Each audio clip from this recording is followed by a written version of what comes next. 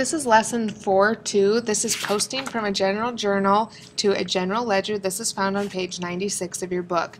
So transferring information from a journal entry to a ledger account is called posting. So that is what we're going to be doing, taking everything from our general journal and getting it to a place all on its own so it's kind of easier to read.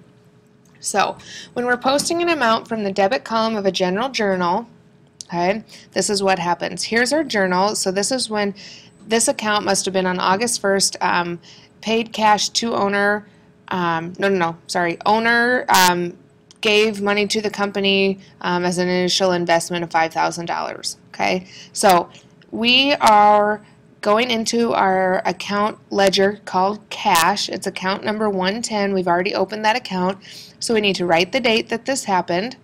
So August 1st. Then we need to write the general journal page number. So this is G1.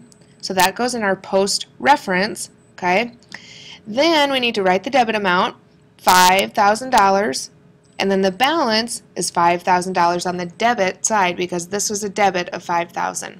Okay. So we wrote the new account balance. Then we need to return to the journal, and in this post reference that we had originally left blank, we are going to do the account number here of 110 and we're going to put it back there.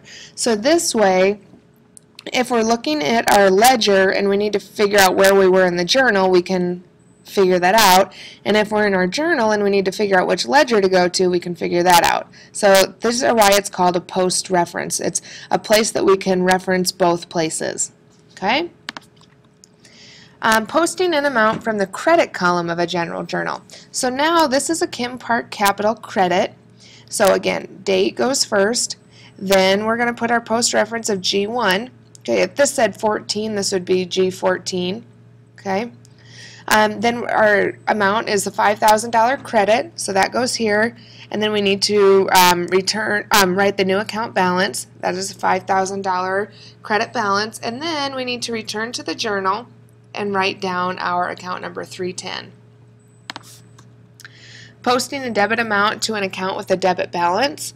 So when you're posting, usually there's already going to be something already posted in there. So like in supplies, there's already a debit balance of $275. Okay, so on the 7th we bought supplies on account, it looks like. So on the 7th, we'll write our date down. We need to get our general journal page. Okay, $500 debit. So we've had a debit and now we have another debit, so we need to add those together. Okay, so our new amount, $275 plus our new $500 is $775 on the debit side in the balance columns. Okay, then we will return to the general journal and we will write the account number.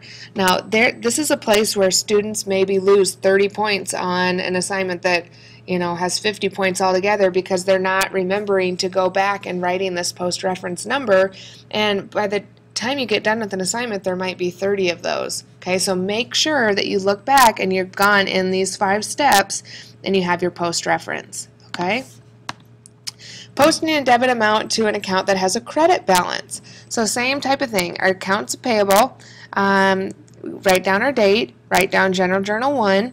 Now this is a $300 debit balance, so even though this is over here in credit, we need to write down what this says.